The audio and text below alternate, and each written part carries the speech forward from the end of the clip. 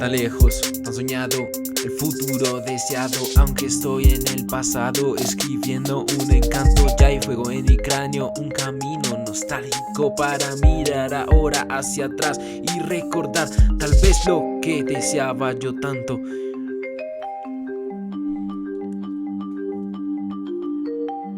Ya ha pasado el fuego, pero se está recobrando lo que algún día fue el mejor sentimiento encontrado. Ya he madurado, la meta alcancé, mi pecho revelado y no ha sido rasguñado. Ella y yo volvimos a creer solo, pero me hago compañía. Esto no importaría, todavía tengo mi alegría. Mi tiempo se está yendo, sé que no es mi momento.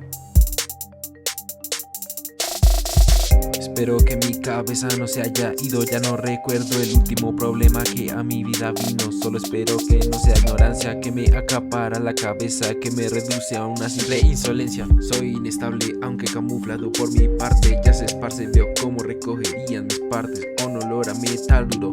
Hablo de mi sangre que sale de mi frente y se esparce.